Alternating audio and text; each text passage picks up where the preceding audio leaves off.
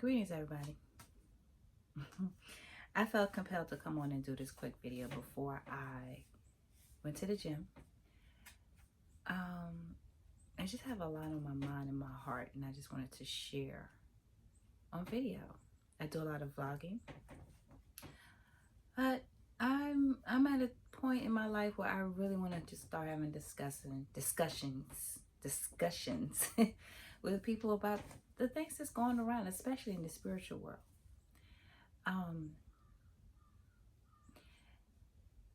And just a little bit about my experience, and I would even be confident enough to say the experience of many of us melanated people, people of color, Black people, is that the division that resides within our culture collectively has a lot to do with the religion foundation. The religious foundation, as we know, religion was created as a means of controlling.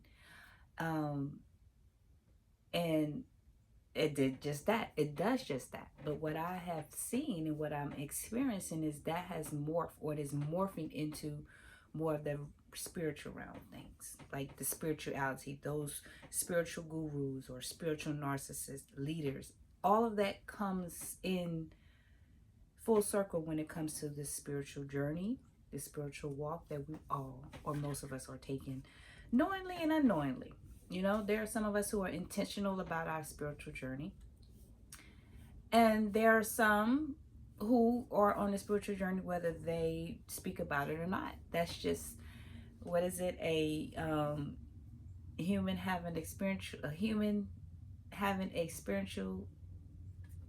beings having a spiritual experience or something of the sort.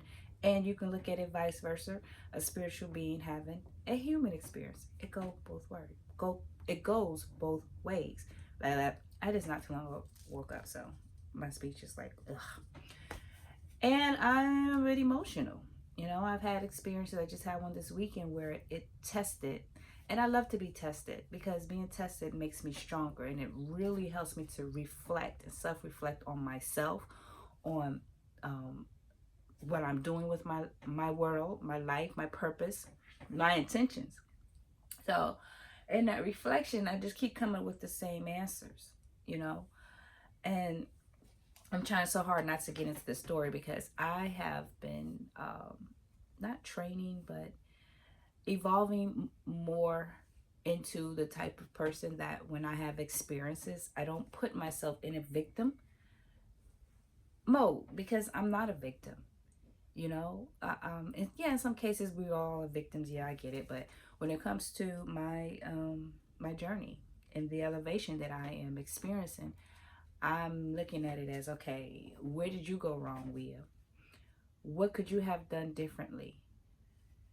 Why you keep seeing these same things? Why these same people keep coming up in your life? Why are you loving too hard?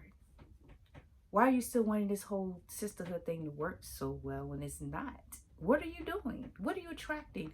Who are you being? Right? Those are most of some of the questions that I ask myself. And going back to what I was saying earlier about, you know, the foundation of the separation amongst our people.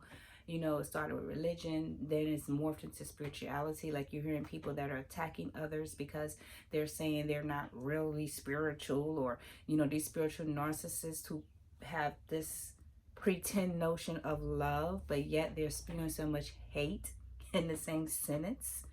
The clicks, you know, all of that to me is not, I guess it is spiritual, but that's just not the way I do things. And of course, I get criticized a lot for being a loner, for being antisocial, for being moody. But I realize that I've always been moody. I've been moody since I can remember. And I could never understand it, but I definitely overstand it now. I remember, and my family still to this day pick at me. Like, I used to sit and just pout. I would be amongst my family and just pout and be quiet. Now, mind you, I would be upset about something. I would be angry about something.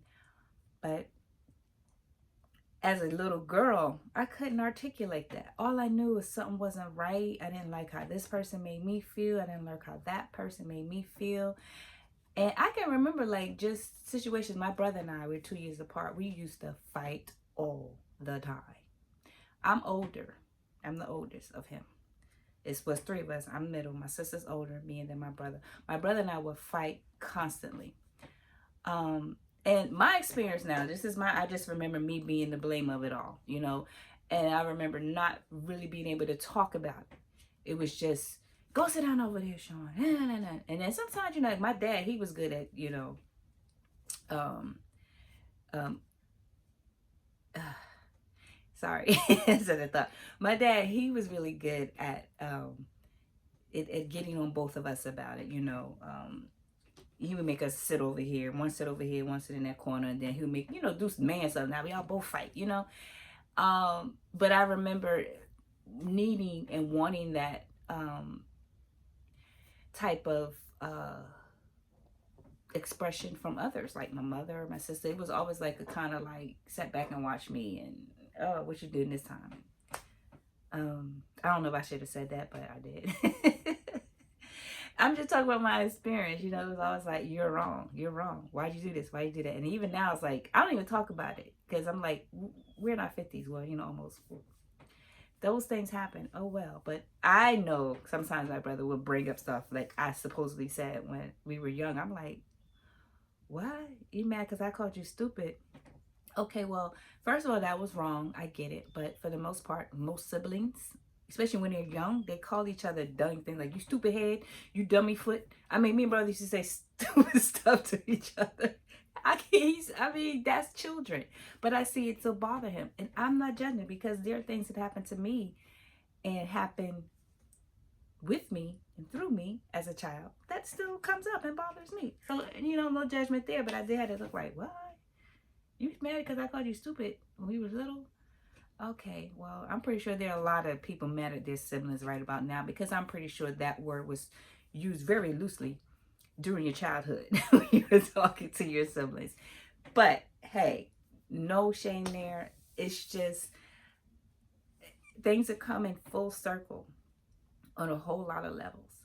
And so going back to this whole spiritual community, and I say that because you have a lot of people, and I'm not talking about just one or two particular spiritual domains or organizations, but anybody, whether you're Christian, whether you're Muslim, whether you're Sabian or Nawapian, whether you don't claim anything, whether you're the Antichrist or whatever, you know, you're going to go through these experiences because you're going to have exchanges with people. I mean, we can't help that.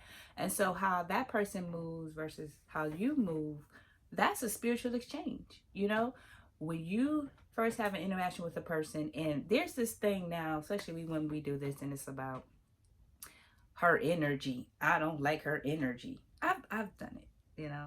I've gotten away from it because to me it's bogus. For those of us who call ourselves energy healers, energy workers, or just really good at reading energy, I realized that sometimes we be doing too much. You know, like, okay, remember talking to my ladies, especially if you was cute when you was growing up. You remember girls used to just not like you for no reason? Like, you just walk in the halls and one thing y'all cool, and the next thing you speak to them like, hey, so-and-so, how you doing? And she starts speaking, and all of a sudden you're like, why so-and-so? Just, you know, stop speaking to me. You think of that in your mind because you're like, one point y'all was cool in second period, and then you're, you know, passing by them and 2 weeks later and they're not speaking to you anymore, and they got a whole group of friends, and those group of friends don't like you. You're like, what in the world? You know, yeah, pretty girl problems. But anyway, some of y'all remember that, like being in school and even, you know, later in life, you know, college or whatever, you would be cool with somebody, and it could have been they heard somebody said somebody talked about you, that you talked about them or whatever, but it was always something that would transpire, and it wasn't spoken. It was just an energetic exchange to let you know that this person no longer likes you. And then in some cases, you know, like I was saying, you know, people come back to be like, yeah, so-and-so, she can't stand you, she want to fight you, and it was never a reason why. They just didn't like you. Okay, well, fast forward to now to our energy seers, our energy feelers, our energy workers, women, we do that a lot. And I'm not saying nothing's wrong with it, because I've been guilty of it. Like, you see a woman's picture, you see a woman, something about her energy. Okay, you just basically said you don't like her. You just don't like her for whatever reason. You know, we got to stop that. We got to stop that. There's a lot of people pictures I see, a lot of people that I see, and I'm like, And in some cases, when I get in their energy, it's different. But I have became that judgmental being, because I do consider myself an energy worker, energy healer, and a feeler. So I've done that. But then in some cases, I've gotten to their space, or I've gotten on a Zoom call. And I'm like, oh, she's cool. You know what I mean?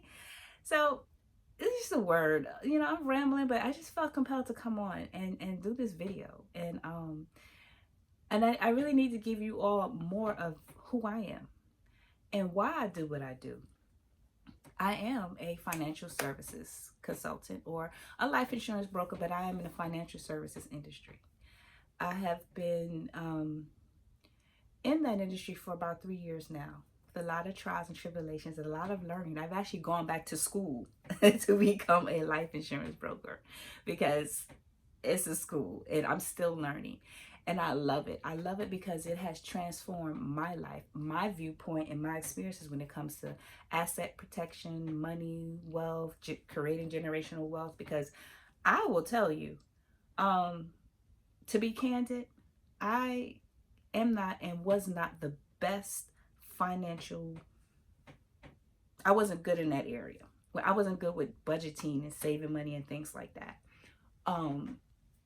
I've had a lot of setbacks and a lot of trials when it came to my finances. So I appreciate being in this arena, because it has taught me the value of wealth accumulation.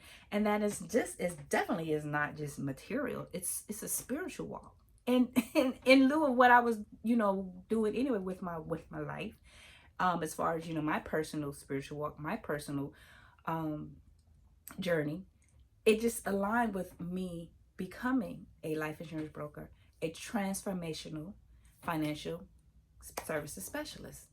That's what I am, because that's what I've done for myself. That's what I'm doing for others. And I understand, pretty much overstand, the disconnect when it comes to those of us who consider ourselves a spiritualist or in that arena. And then you're connected to people who pretty much tell you direct or subliminally, why are you promoting money and wealth?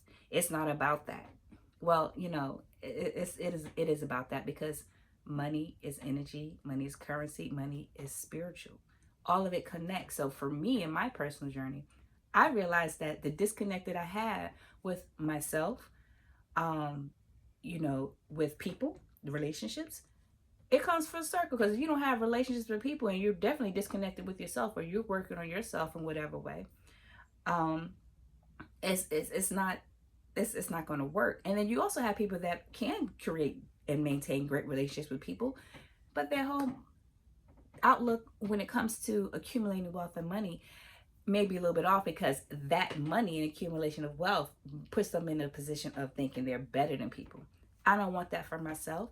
I don't want that for my son. And I definitely don't want that for people whom I work with, because why can't we all be good to each other and happy and just in great spirits and all be wealthy at the same time? And for those of us who are not wealthy, we're still not looking at them in a condescending manner, but we're actually showing them the ropes. Like, hey, it's all full circle.